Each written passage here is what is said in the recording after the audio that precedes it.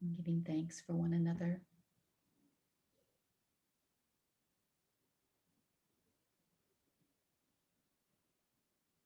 And then from here, you let go.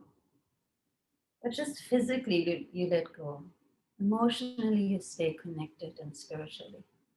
You bring your hands into prayer pose.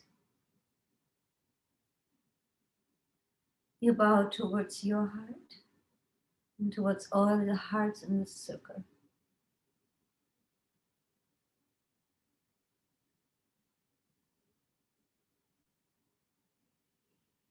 Asatoma Satgamaya Tamasoma Jyotirgamaya Nitroma Amritangamaya Om Shanti Shanti Shanti.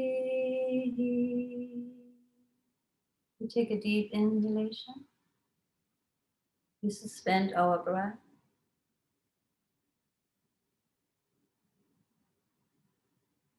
And we exhale. Good. I like for us this morning to start with it's called the magnificent breath of 10. So we will take 5 segmented inhalation and 5 segmented exhalation. So it might be that 5 is a little too high of a number for you. Then you just do 3 or 4, but please stay in an equal number for your inhalation and your exhalation so that you stay in balance. The palms face each other in front of our solar plexus. And on 5 segmented breath through the nostrils, I inhale like this.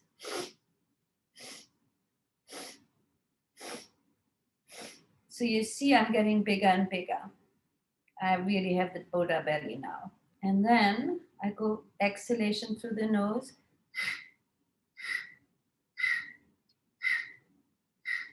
Yeah, so my navel is now towards my spine as much as possible. And we will repeat this for quite a while. It's a beautiful breath to bring us into balance, to release the past and to bring in the new.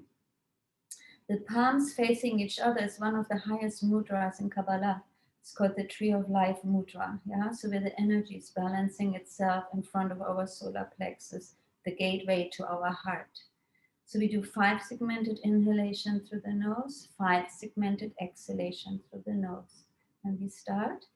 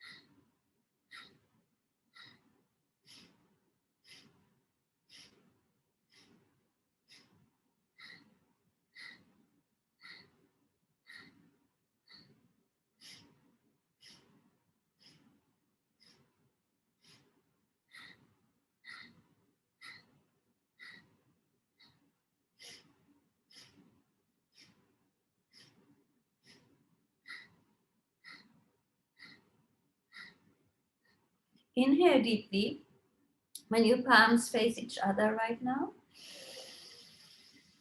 Suspend your breath, pull your perineum, sex organ and navel in and up. Allow the energy that you activated to get concentrated and consolidated within your body while you're holding your breath. Stay in the posture, exhale.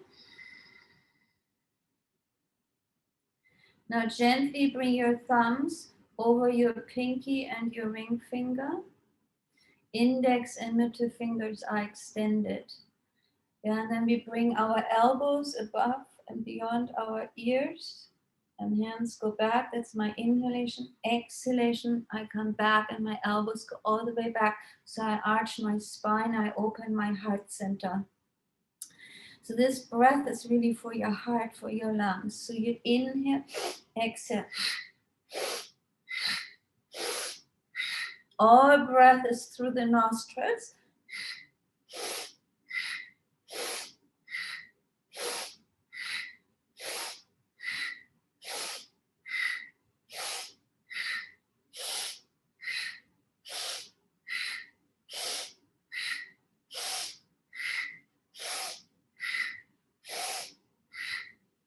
You really want to hear your breath now, yeah? Especially your exhalation.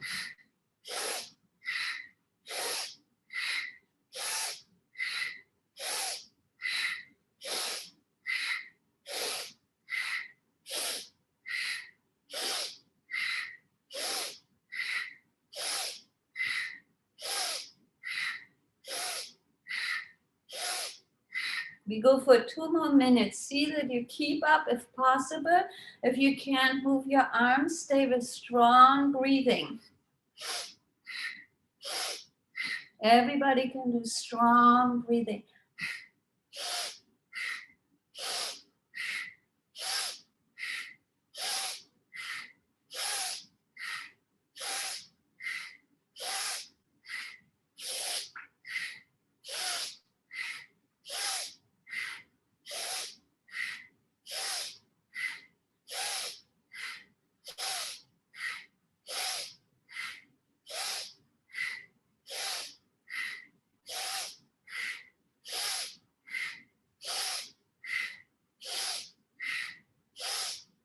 Make sure your elbows go really above your ears. Otherwise, you're not arching enough. You're not bringing your diaphragm up enough to really oxygenate the blood in your body. I know it's a little effort, but it's not for too much longer, so it's okay. And always remember the effort your body provides for you 24/7. Yeah? So keeping up with this for 30 seconds is nothing compared to what your blood is doing, the intestines, your heart, your lungs, your liver, your gallbladder, your spleen, your stomach.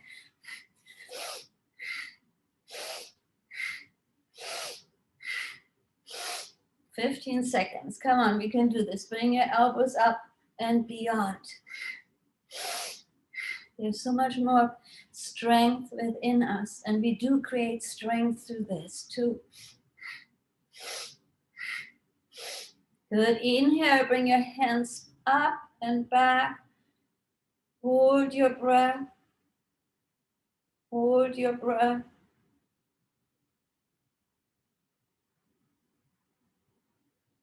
And exhale, let go.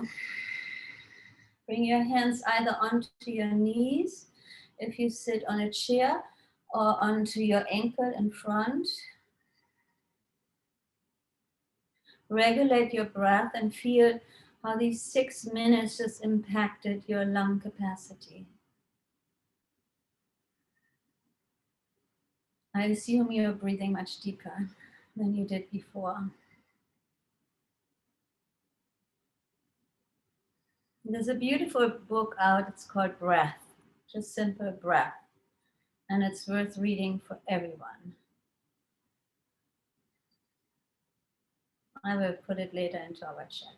So from here, you keep your hands and your ankle or on your knees when you sit on the chair, and you're just arching and rounding your spine. Inhale, exhale, or breath through your nostrils.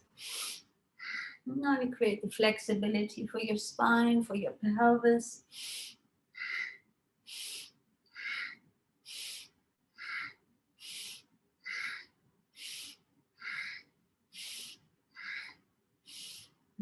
Really stimulate the spinal fluid.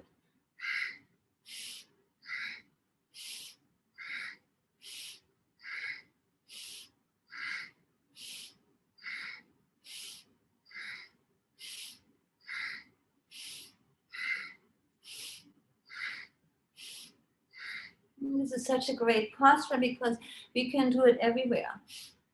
On the chair, in an airplane, car, maybe at the red light. 2 more minutes.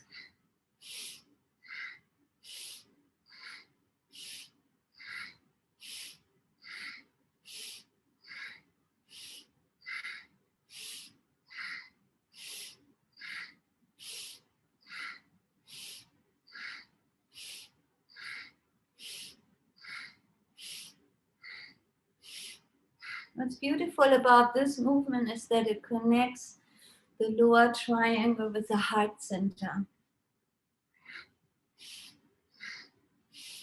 So we're creating trust, fluidity, and strength. And that moves into our heart. Good, last minute.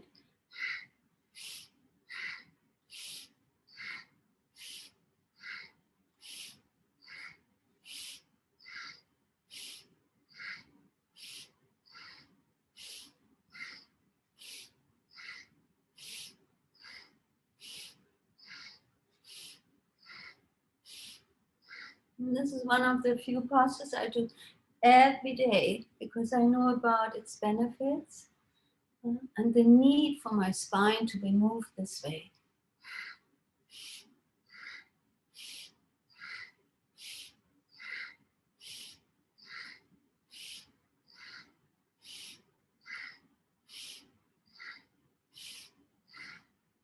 Last 15 seconds.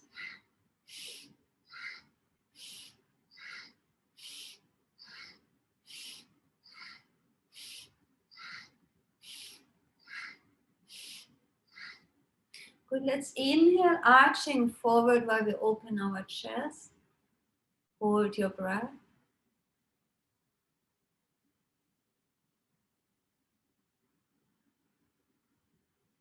Exhale, come up sitting straight. Last movement for this morning. Please interlace your fingers. Place them on top of your forehead. Straighten your spine. Tuck your chin just slightly in. And then inhale left, exhale right.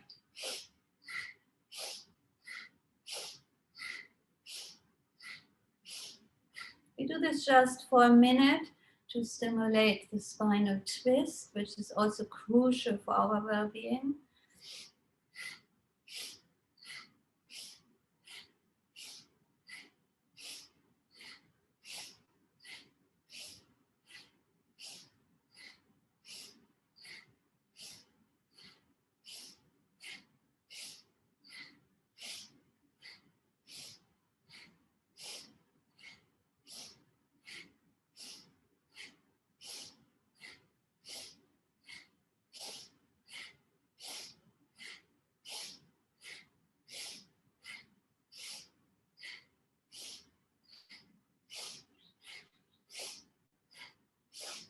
And inhale into the center again. We suspend our breath. So holding it.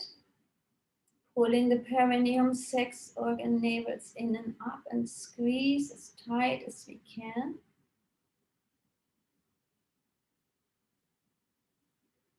Good, and exhale, slowly bring your hands onto your knees, palms facing upward. And just for a moment, scan your spiritual, your mental, your emotional, and your physical body.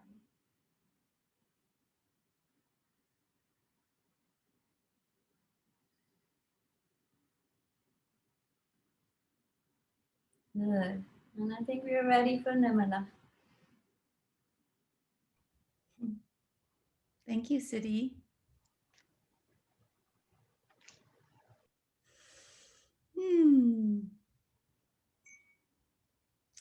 It is so true that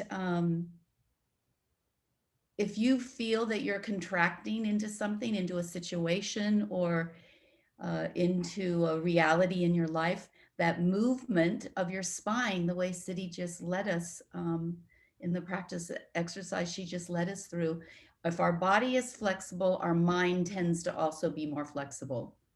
And you'll notice when you contract emotionally and mentally that your body becomes rigid. So if you're feeling something happening in your life and you want more flexibility around it, do that simple movement, move your spine, allow yourself, your physical body to have movement, and you'll find it releases a lot of tension that you're holding elsewhere in your emotions or in your intellect. It's they're all connected. So thank you, Siddhi. That was good. I didn't think about doing that every day. I like that idea to just do it as part of our regular practice.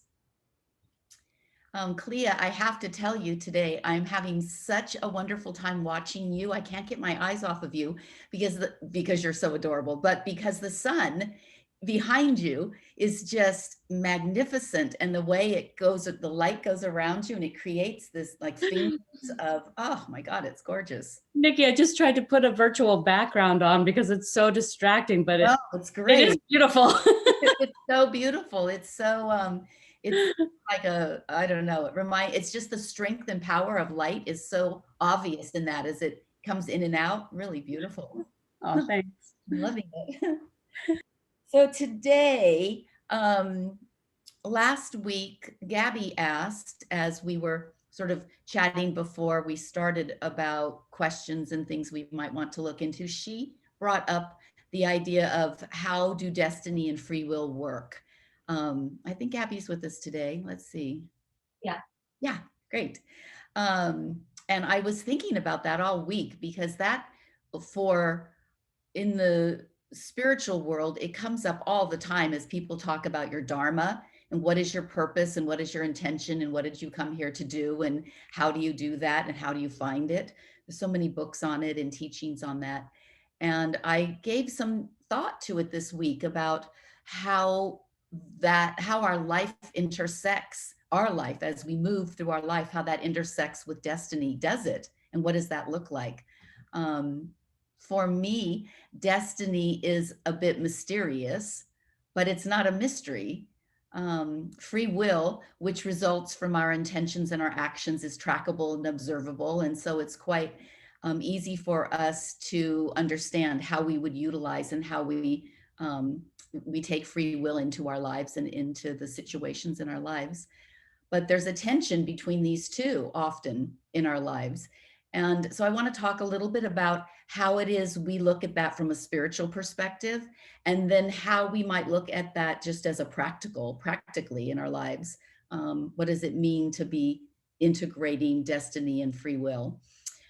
So what we have to understand from a spiritual standpoint, from the teachings, the esoteric teachings and the ancient wisdom that comes to us, that we're taught to understand that there are different dimensions that we are existing in, and we're in a certain dimension in our embodied form. And that as we move through the dimensions, different rules or laws of creation exist. So we understand those laws in our living out day to day in the embodiment form. We understand how physics works and gravity works and the theory of relativity. And there are scientific proven laws that will happen regardless. It doesn't matter what's going on with you. Gravity happens whether you're having a good day or not. It's going to happen consistently. And so those laws also have to do with the creation, how creation happens in this dimension.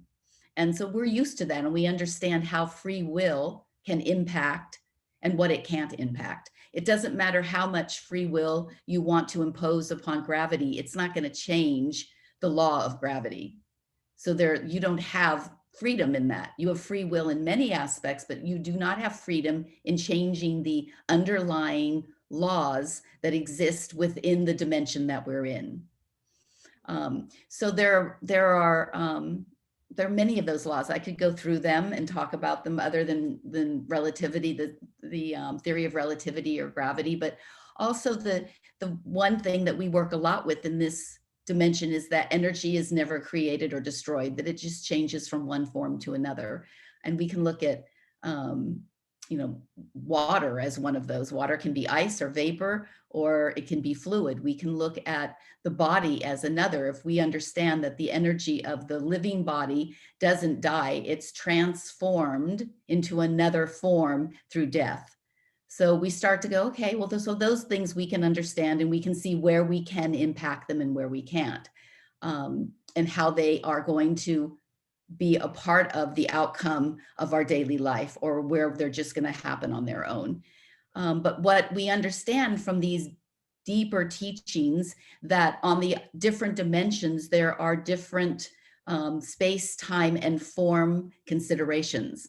So for us, like a yogi will understand that when we move out of this physical understanding of the world that we are operating in, different laws apply.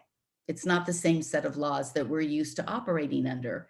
And so because we're only operating in this one world primarily, in this one dimension primarily, we're unaware of or unable to integrate the laws from another dimension, the dimensions that impact our destiny. So destiny sits outside of this container that we understand as our life.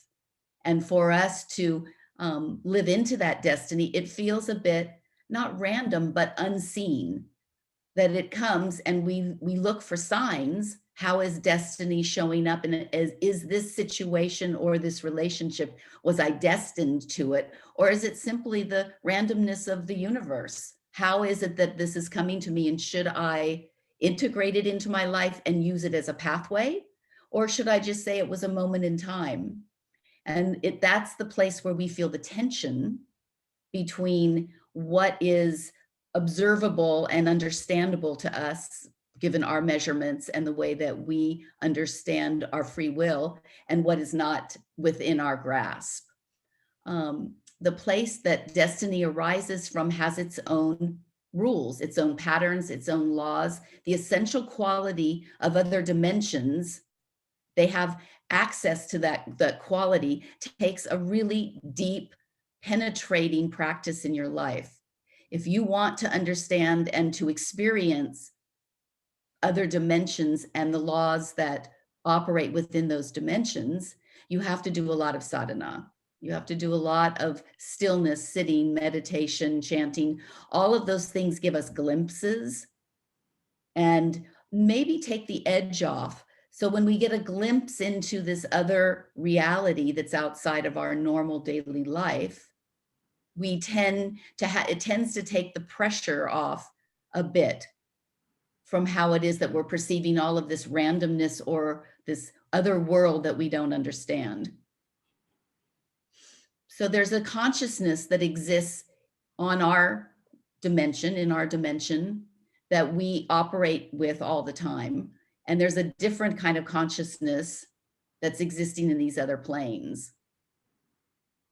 So for us to start to understand how to recognize and utilize the beauty of destiny and purpose in our lives, we have to start practicing an agreement with ourselves that we're going to look for very small signs and signals that tell us that that's an opening to understanding the destiny that we're in, because it won't be read in the same way that we will read our free will.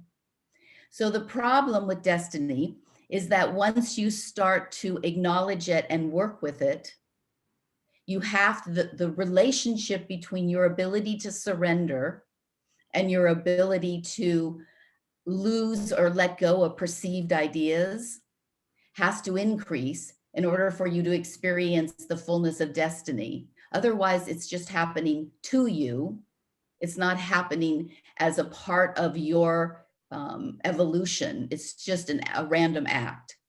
But if we start to have this relationship with destiny as a piece that is running and flowing through us, as we start to glimpse it, then we start to feel that our free will actually diminishes by choice, because we start to see that the experience that we're having of understanding what our destiny is so powerful that we don't need to exert free will on it any longer. We let go. So people who have really been able to work into allowing their lives to be a flow, just a flow. And when something new comes along that might not have been a part of their plan, they still just let it go.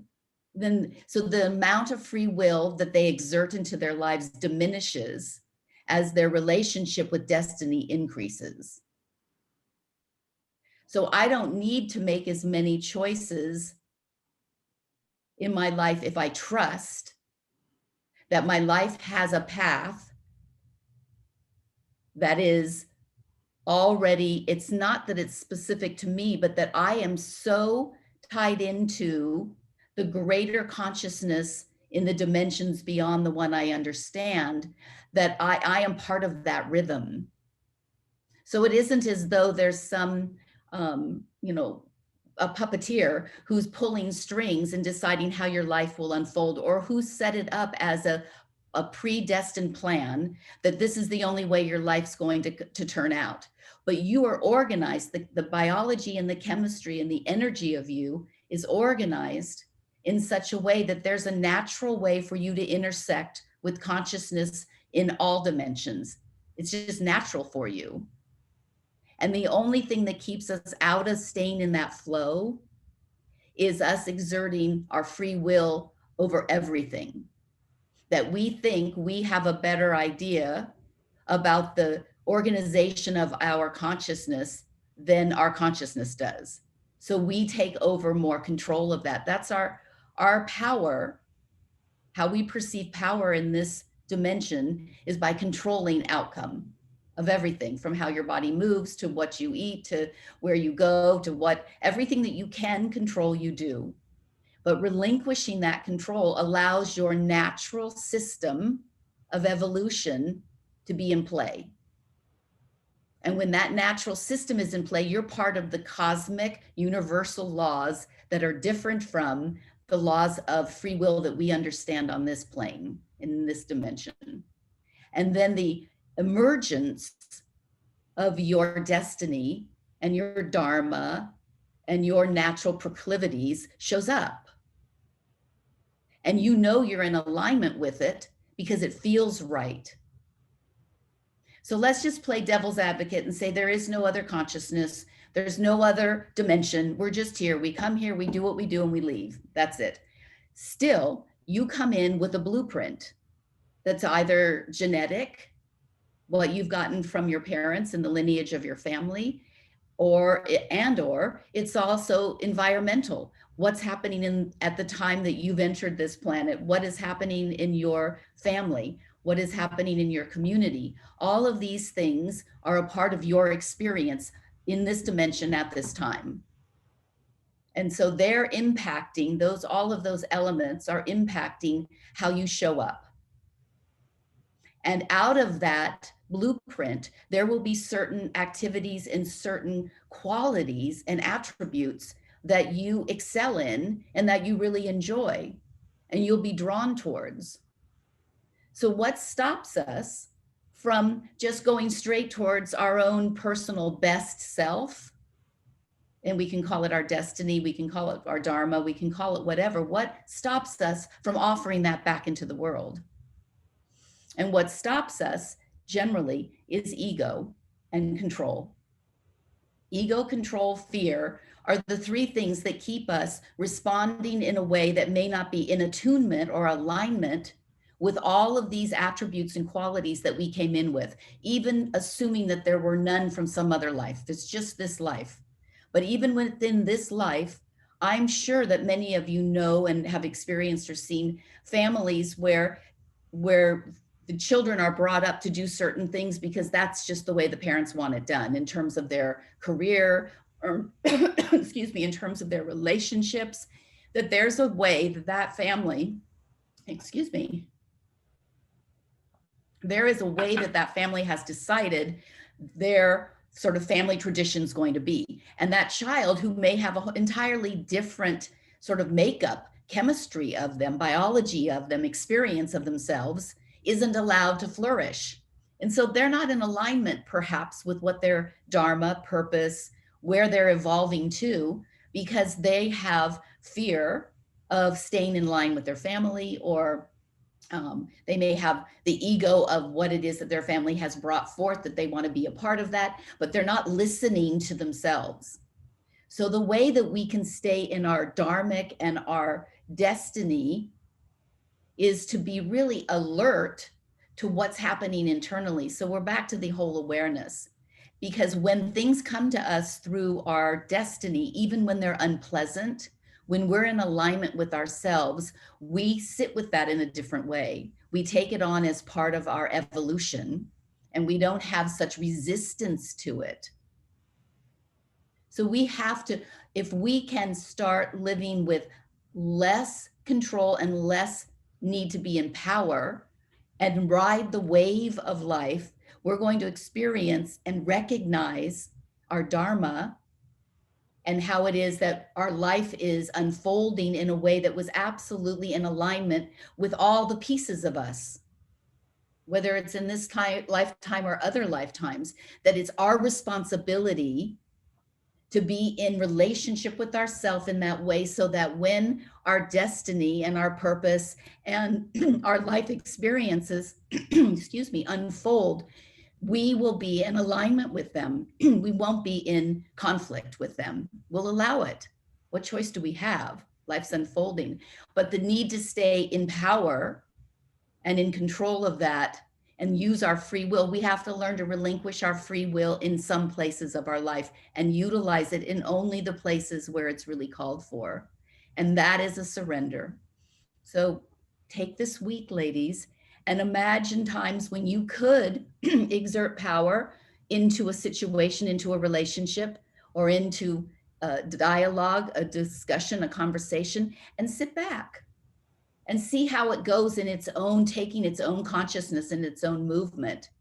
And don't jump in as quickly as we are trained to do. Let it evolve and see what happens, because that consciousness is very powerful.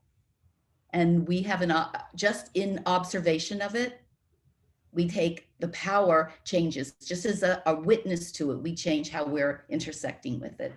So let's see how that works for the week, and see how we feel about destiny and free will and the relationship between the two. Beautiful, beautiful and powerful. Thank you, my dear. So I just posted in the chat box the mantra that I invite you to mentally recite this morning, because it's a beautiful mantra to connect us with our choice of creativity. Because in everything that Nirmala shared so well, we do have a choice. Yeah, and we have the choice to express also our own creativity in all of what she mentioned. So an Ananta Swa Bhava really can connect us to this choice. So I'd like for you to interlace your fingers. Yeah, even the heels of your fingers touch. And then the index fingers are extended. Those are the only ones that are extended. And have your left thumb cross over your right thumb. Hold this mudra. It's actually touching the body in front of your solar plexus. And this mudra also connects you with the divine plane. So Ananta Swa Bhava. Ananta Swa Bhava. Ananta Swa Bhava. And you just mentally recite this mantra, connecting yourself with your choice to express your creativity and also consensus.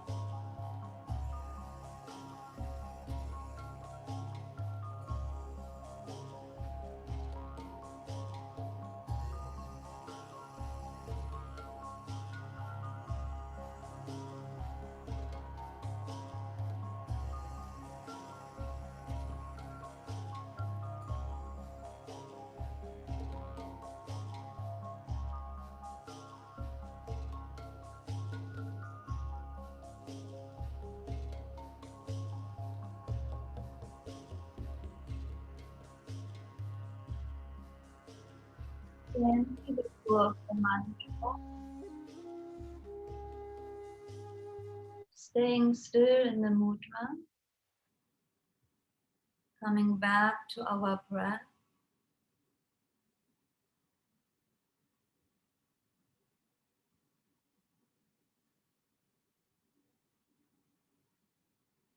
Being present to the circular motion of our inhalation and exhalation.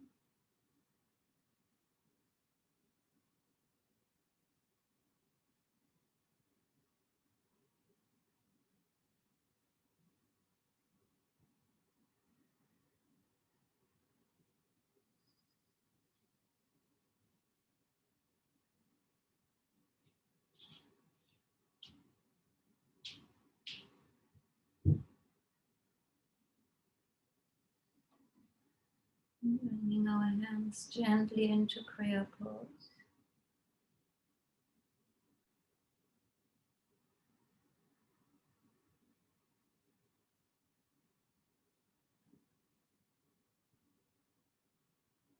And tuning out.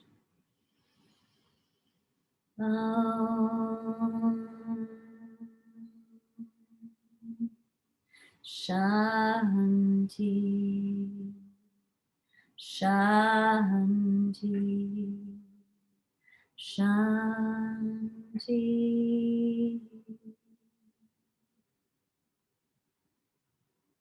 And maybe this week we mentally recite Ananta Swabhava in between.